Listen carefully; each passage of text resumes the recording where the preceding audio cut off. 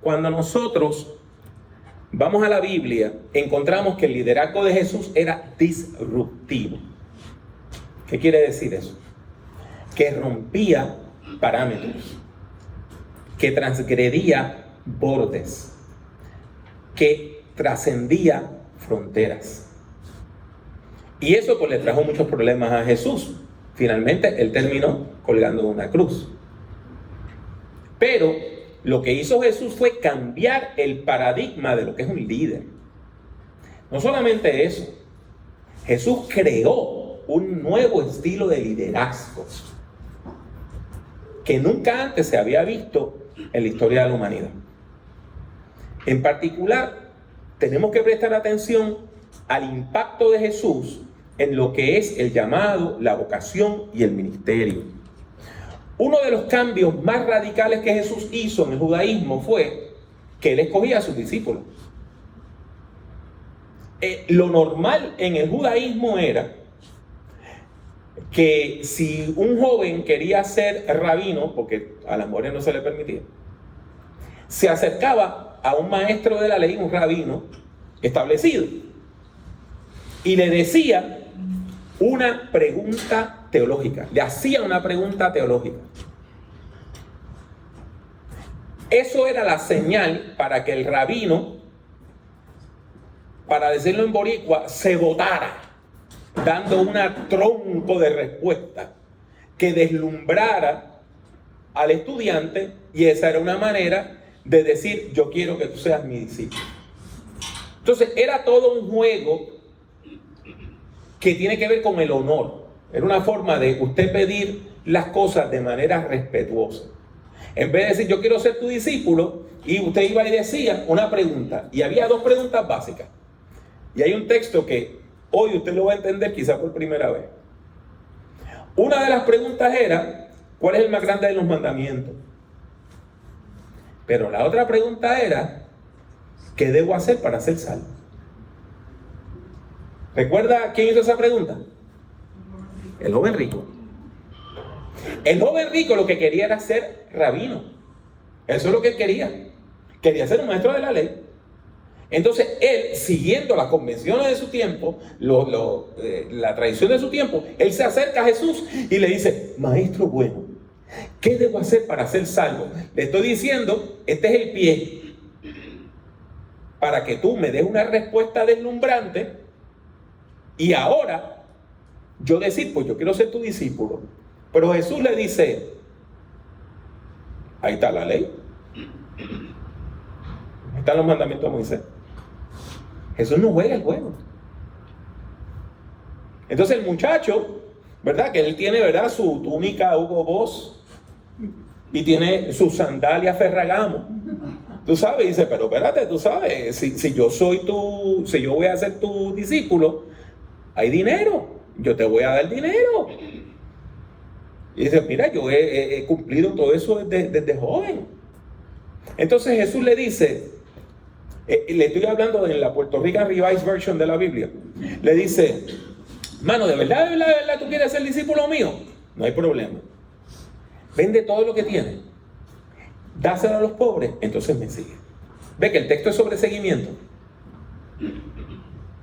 Es bien interesante, porque yo he escuchado un montón de predicadores que dicen: es que Jesús sabía que el muchacho era engreído, que era egoísta, que no era sincero. No, Jesús lo que está diciendo es: yo no acepto candidatos, yo llamo a la gente. Y si usted busca en el Evangelio, Jesús va a gente y le dice: tú sígueme, tú sígueme, tú sígueme. Uno de los textos más impresionantes es cuando Jesús llega a lo que nosotros llamaríamos un peaje, que en aquel tiempo se llamaba un telonio, que era un sitio donde usted iba a pagar un impuesto. Porque, perdone que le diga, lo que pagamos en los peajes es impuestos, pero eso es otra cosa. Entonces, cuando llega a donde Leví, es bien interesante. Hay todo un juego psicológico. Jesús se va acercando y el cobrador de impuestos, que trabaja para los extranjeros, que trabaja para el ejército de ocupación, que trabaja para los romanos, que le roba a la gente, dice: ¿qué me va a decir este religioso a mí? Y Jesús lo mira y le dice una sola palabra: Acolúceme, sígueme.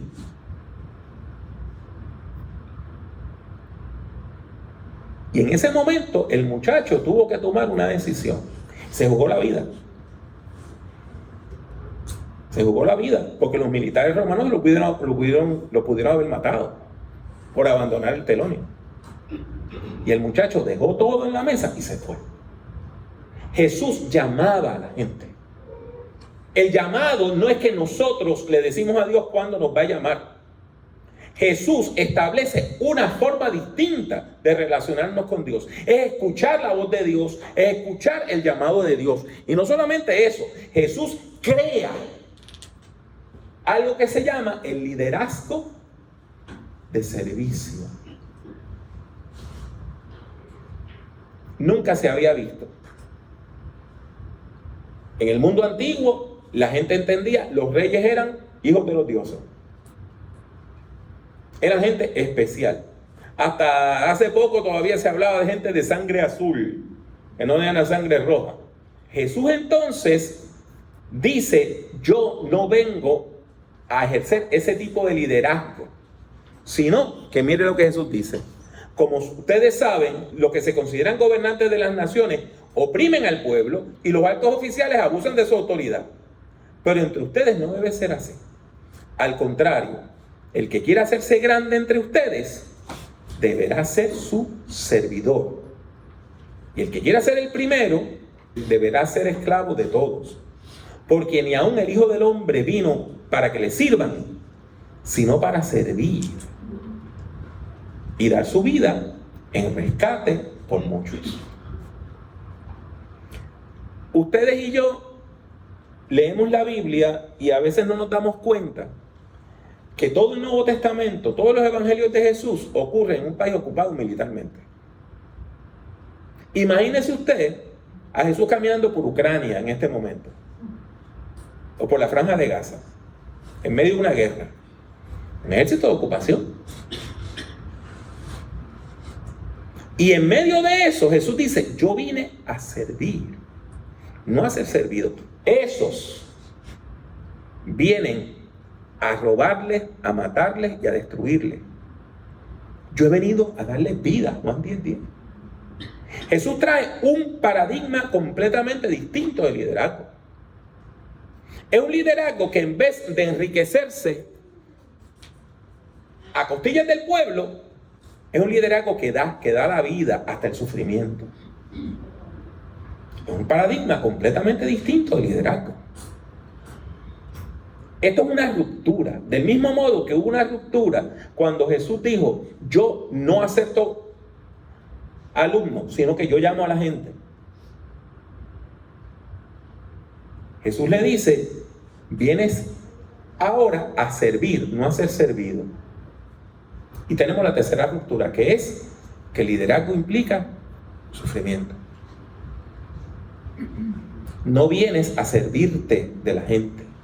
Vienes a servir y a dar tu vida en rescate por muchos, como lo hizo Jesús.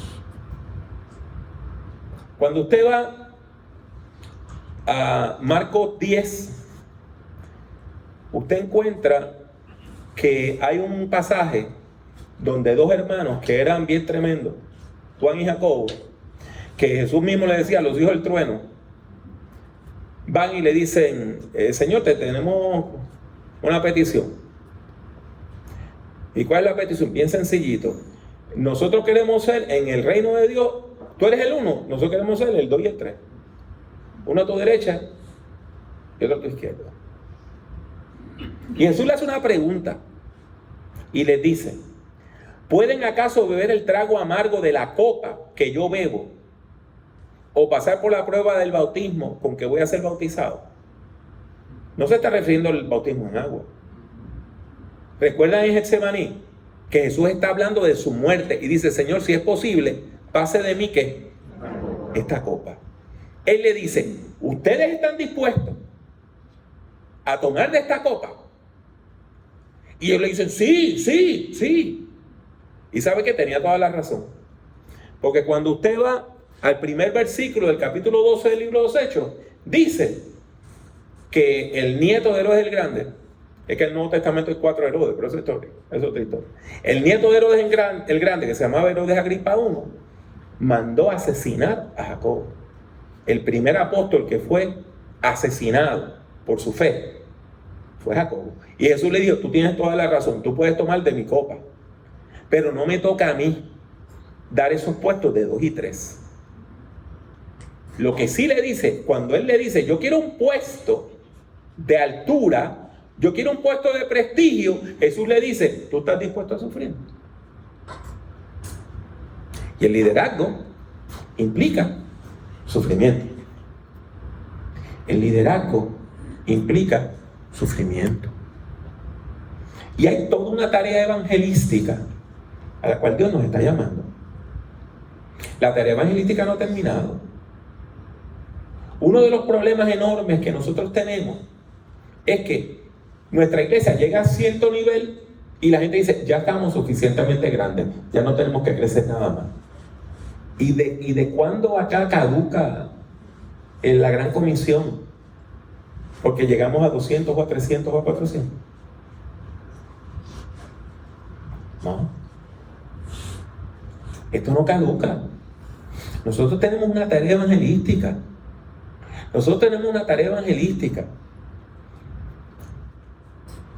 Este país necesita profundamente el Evangelio de Jesucristo. Esta cultura necesita el Evangelio de Jesucristo. Nosotros no podemos dejar la tarea evangelística. Y usted dirá, pero es que es difícil. No, no es difícil. Mire, cuando usted va al Evangelio, usted encuentra este texto. Juan 1, 35 al 39. El siguiente día otra vez estaba Juan y 2 de sus discípulos, y mirando a Jesús que andaba por allí, dijo, he aquí el Cordero de Dios. Ya eso implica sufrimiento, porque eso es una referencia que a la Pascua. ¿Y qué se hacía con el Cordero? Se sacrificaba.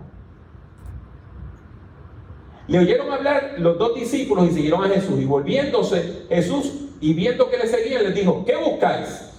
Ellos le dijeron, Rabí, que traducido es maestro, ¿dónde moras? Y le dijo, venid y ven. Eso es todo. Jesús le dijo, mira, aquí están las 4 leyes espirituales. Jesús le dijo, mira, aquí está el programa de evangelismo explosivo. Jesús le dijo, no, aquí está el modelo de San Andrés. Ven y ven. Y ellos fueron y vieron dónde moraba y se quedaron con él aquel día, porque era como la hora 10. Y cuando usted sigue leyendo, hay otro discípulo que de hecho que tiene un nombre griego, Felipe. Felipe lo que quiere decir es el caballista, el hombre que cría caballos, el entusiasta de los caballos. Y se encuentra con un muchacho llamado Natanael y le dice, hemos encontrado al Mesías. Y le dice, ¿de dónde es? ¿Ah? Pues de Nazaret. Dice, y entonces él era sureño, era de Judea, y Nazaret estaba en el norte, en el borde con los países paganos, y de ahí puede salir algo bueno. Felipe se puso a discutir con él. Felipe le dijo que se iba a ir para el infierno. Felipe dijo, no, espérate, que yo me leí el libro de Josh McDowell y aquí tengo todas las evidencias que necesita un veredicto. Le dijo, ven y ve. Y cuando Natanael llega donde Jesús, Jesús lo ve y dice, aquí hay un israelita en el cual no hay engaño. Para decirlo en la Puerto Rican Revised Version, aquí hay un israelita del corazón del rollo. En México hubieran dicho de hueso colorado. Y el hombre le dice, Rabí, tú eres el Mesías. ¿Y por esto tú me creíste a mí? Es que tú no sabes lo que todavía viene. Hermano, hermana, nosotros tenemos un solo maestro. ¿Usted sabe por qué Jesús no acepta discípulos? Porque los rabinos aceptaban discípulos que cuando se graduaban eran rabinos. En el discipulado cristiano usted nunca se gradúa para maestro. Usted siempre sigue siendo un discípulo. Y usted dirá, hermano Pablo, pero usted me enseña teología. Mire, Yo lo que hago es un nivel más alto de discipulado, nada más. Pero yo soy un discípulo, yo no soy un rabí. Yo tengo un maestro, que es Jesús de Nazaret. Y yo soy su discípulo. Y nunca me voy a graduar de discípulo. No quiero otro título. Por eso es que yo amo tanto el nombre de nuestra denominación. Porque eso es lo que nosotros somos. Gente, discípulos que estamos en el camino siguiendo a Jesús. Nuestro maestro es Jesús. Y Jesús mismo dijo: pero vosotros no querráis que os llamen rabí, porque uno vuestro maestro es Cristo, y todos vosotros sois hermanos. Y no llaméis padre vuestro a nadie en la tierra, porque uno es vuestro Padre, el que está en los cielos. Ni seáis llamados maestros, porque uno es vuestro maestro, el Cristo. ¿Qué quiere decir esto? Que esto es un proceso continuo. Eso es lo que quiere decir.